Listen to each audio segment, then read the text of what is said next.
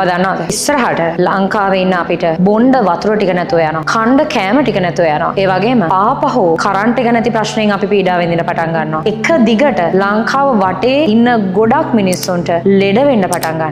ලොකු බරපතල අර්බුදයක් නිර්මාණය වෙන්න පටන් ගන්නවා. ඔයා දන්නවද? මේ හැම දෙයක්ම වෙන්න බලපාන ප්‍රබල එක හේතුවක් අද වෙද්දි හොයාගෙන තියෙනවා. ඒක තමයි මේ ජූනි මාසේ අග වෙනකොට සක්‍රිය වෙන්න පටන් ගන්නවා ලෝකයේ මෙතෙක් වාර්තා වෙච්ච ප්‍රබලම එල් නිනෝ තත්ත්වවලින් එකක්. සමහර විට මේක ලෝක ඉතිහාසයේ බලපැවැත්වෙන ප්‍රබලම එල් නිනෝ තත්ත්වය වෙන්නත් බැරි කමක් නැහැ කියලා තමයි එක්සත් ජාතීන්ගේ සංවිධානය කියන්නේ. මේ අනුමානය ඒගොල්ලෝ 80%ක වගේ ප්‍රතිශතයකින් ඉදිරිපත් කරනවා. එච්චර ප්‍රබල විශ්වාසයක් ඒ ගැන එක්සත් ජාතීන්ගේ සංවිධානයම ඉදිරිපත් කරනවා. එහෙනම් අපි දැනගන්න ඕනේ මොකද්ද මේ එල් නිනෝ කියන්නේ? බොණ්ඩ වතුර ටික නැතුව යන්න තරම්, කණ්ඩ කෑම ටික නැතුව යන්න තරම් අපිට තාම ආයිම අර බලශක්ති අර්බුදයක් ඇති වෙන්න පුළුවන් තරම් කොහොමද මේ එල් නිනෝ එක ලාංකික අපිට බලපාන්නේ? එහෙනම් අද ඉඳන් ලෑස් වෙන්න, අද ඉඳන් පරිස්සම් වෙන්න, අද ඉඳන් සූදානම් වෙන්න මෙන්න එල් නිනෝ ගැන විස්තරයක්. ඔයා දන්නවද? එල් නිනෝ තත්ත්වයකදී ප්‍රබල විදිහට සිද්ධ වෙන්නේ සාගර ජලයේ උෂ්ණත්වය ඉහළ යන එක. ඒක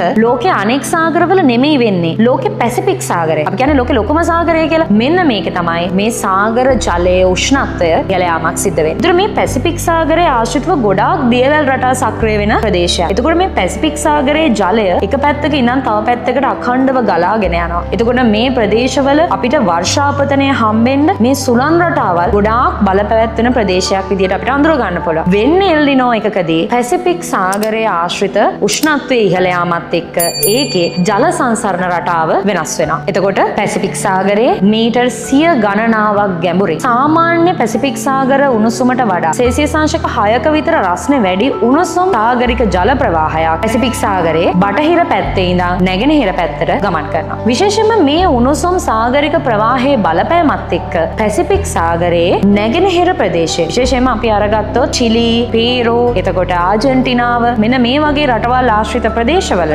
සාමාන්‍ය මට්ටමට වඩා වැඩිපුර සංවහන ක්‍රියාත්මක වෙලා සංවහන වායුව ක්‍රියාත්මක වෙලා ඒ ආශ්‍රිත වලාකුළු වර්ධනය වීම සිද්ධ වෙලා එම ප්‍රදේශවලට ධාරානිපාත වැස්සක් එහෙම නැත්නම් හරිම තද වැස්සක් ඇති වෙන්න පුළුවන්. අපි කියනවා නිවර්තන කුණාටු තත්ත්ව වර්ධනය වෙන්න පුළුවන්. අපි කියන්නේ අර දිට්ඨ සුලි කුණාටු ආවේ අන්න ඒ වගේ ප්‍රබල සුලිසුලන් තත්ත්ව වර්ධනය වෙන්න පුළුවන්. එතකොට මේ ප්‍රදේශවල ධාරානිපාත වැස්සත් එක්ක ඒකේ කඳුකර ප්‍රදේශ නාය යන දේවල්, එතකොට ප්‍රබල ගම් වතුර තත්ත්ව වර්ධනය වෙන දේවල්, වැස්සත් එක්ක ඇති වෙන්න පුළුවන් රෝගාබාධ වර්ධනය වීම පැසිෆික් සාගරයේ නැගෙනහිර ප්‍රදේශවලට විශේෂයෙන්ම දකුණු ඇමරිකාව වගේ රටවල් වලට ඒ වගේම අප්‍රිකාවේ තැතැම් රටවල් වලට මේ තත්ත්වය ඇති වෙන්න පුළුවන්. එතකොට මොකද්ද වෙන්නේ ලංකාව වගේ රටවල් වලට? පැසිෆික් සාගරයේ බටහිර පැත්තට එනකොට විශේෂයෙන්ම ඕස්ට්‍රේලියාව, ඉන්දුනීසියාව, එතකොට ජපානය, පිලිපීනය මේ වගේ රටවල්, නවසීලන්තේ වගේ රටවල් මේ රටවල් වල සාමාන්‍ය වැස්ස වහින රටාව සම්පූර්ණයෙන්ම අඩපණ වෙනවා. පැසිෆික් සාගරය හරහා විශේෂයෙන්ම පැසිෆික් සාගර ජලයේ යටින් අර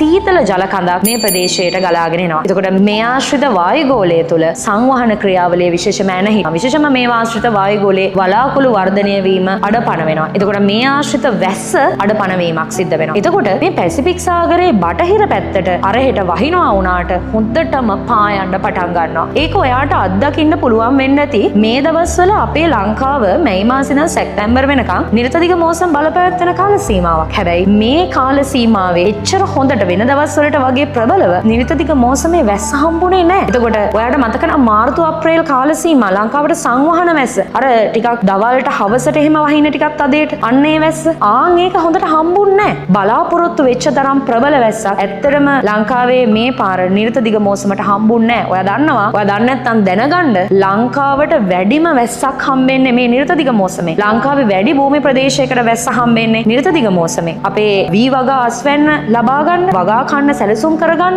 නිරතදිග මෝසම ලොකු උදව්වක් වෙනවා. ඒත් මේ පාර නිරතදිග මෝසම බලාපොරොත්තු වෙච්ච තරම් ප්‍රබල විදියට සිද්ධ වෙන්නෙත් නැහැ. මේ එල් නිනෝ වල ඉංගි. එතකොට මේ අපේ ලංකාව වගේ රටවල් වලට අර ඕස්ට්‍රේලියාවට, එතකොට ජපානයට, එතකොට ඉන්දුනීසියාවට බලපැවැත්වෙනවා වගේම වියලි කාලගුණ තත්ත්වයක් ඇති වෙනවා. ඒ කියන්නේ අපේ ජූනි මාසෙන් පස්සේ ජුලයි, ඕගස්ට්, සැප්තැම්බර් මේ වගේ මාසවලට යනකොට විශේෂයෙන් දෙසැම්බර් වගේ යනකම් අපිට අද බල වියලි කාල සීමාවක් ඇති වෙනවා. ඒ කියන්නේ අපිට වැස්ස නැතුව යනවා. වැස්ස නැති වෙනකොට ගංගාවල් වල, ජලාශවල, වැව්වල ජලය වේගෙන් වාෂ්පීකරණය වෙනවා. එතකොට ජල මූලාශ්‍රවලත් වතුර වේගෙන් අඩු වෙලා යනවා. ඔයා දන්නවා ජලාශවල වතුර මට්ටම් අඩු වෙනකොටම අපේ ලංකාවේ විදුලි බල උත්පාදනයට ලොකු ගැටලුවක් ඇති වෙන්න පුළුවන්. ඒකයි ඔය ඔයාට කිව්වේ පටන් ගද්දිම බල ශක්තිය අර්බුදයක් එන්න පුළුවන්. ආයිමත් කරන්ට් එක කපන්න පුළුවන්. එතකොට බල ශක්ති සැපයුම අපිට සීමා කරන්න වෙනවා රටක් විදියට. ඒ වගේම අපේ ලංකාව ඇතුලේ අපිට වතුර තියනවා කියලා අපි උදම් මැනුවට තියෙන වතුර මූලාශ්‍රවල වතුර ගොඩාක් අපිට වාෂ්ප වෙවි ඉවත් වෙනවා. එතකොට ගොඩාක් ජල හිඟෙන් පීඩා විඳින්න ගන්නවා ලංකාවේ මිනිස්සු. විශේෂම වියලි කලාපේ, ඒ වගේම අර්ධ ශුෂ්ක කලාපේ මේකේ ප්‍රබලම බලපෑම් වලට ලක් වෙනවා. ඒ කියන්නේ බොණ්ඩ වතුර ටික වෙනුවෙන් අපිට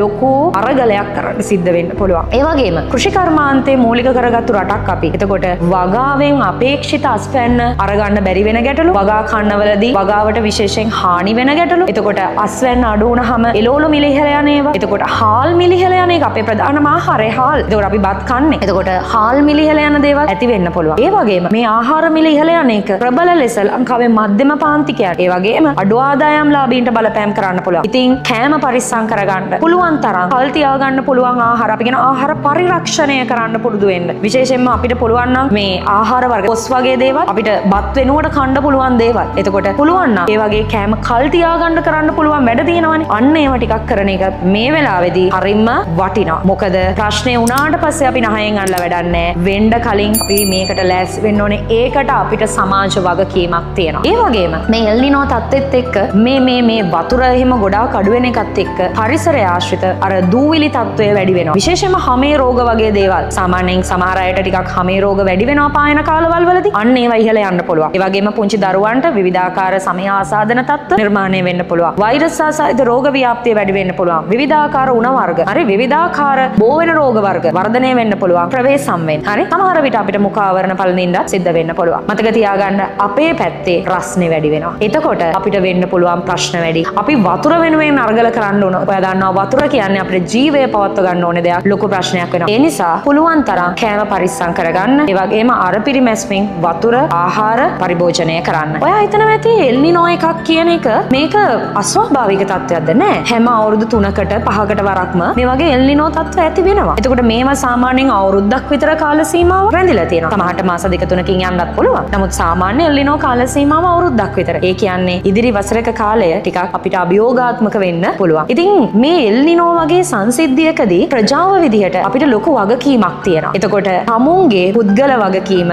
ලොකු කුඩා බාල මහලු අපි හැමෝම ඉටු කරන්න ඕනේ. අපි දන්නේ නැහැ කියන්න බෑ. ඇත්තටම මේ වගේ ඔයාව දැනුවත් කරන්නේ වෙන්න පුළුවන් ලොකු ප්‍රශ්නකින් ඔයාව බේරගන්න. ඉතින් පරිස්සමෙන් කල්පනාවෙන් වහින ටිකේ වැහි වතුර ටික එකතු කරගෙන පුළුවන් තරමක් දෙයක් වගා කරගෙන මේ ඉස්සරහට එන බරපතල අර්බුදයට අපි සූදානම් වෙමු. විශේෂම දේ එක්සත් ජාතීන්ගේ සංවිධානයම මේ වෙනකොට මේ තත්ත්වෙට මැදිහත් වෙලා තියෙන එක. එතකොට ලෝකේ රටවල් ගණනාවක් අද වෙද්දී මේ එල්නිනෝ තත්ත්වෙට සූදානම් වෙනවා. මේ තත්ත්වය ඇතිවීමේ ප්‍රතිශතයක් අපිට ඉදිරිපත් කරන්නේ 80%ක් විතර. එතකොට අපි දන්නවා මේ සම්භාවිතාව ඉහළ සම්භාවිතාවක්. එහෙනම් රටක් විදියට අපි සූදානම් වීම මේ වෙලාවේ කරන්න ඕනේ. ඒක රජයේ පැත්තෙනොත් රජය කළ යුතුයි. ඒ වගේම පුද්ගල සංවිධාන විදියට ඒවත් කරගන්න ඕනේ. තනි පුද්ගලයෝ විදියට අපිත් මෙතනදී සූදානම් වීම ඉතාම වැදගත්. ඉතින් දේශගුණ විපර්යාස අඩු කරගන්න. එහෙම නැත්නම් ගෝලීය උණුසුම අඩු කරගන්න මනුස්සයෝ විදියට අපි ක්‍රියාත්මක වෙන්න ඕනේ. සමහරට ඔයා කපන ගහ, ඔයා පුච්චන කුණු ටික, ඒ වගේම ඔයාගේ වාහනේ දුම් පරීක්ෂා කරන්න නැතුව ඔයා ධාවනය කරන ඒවා, ඔයා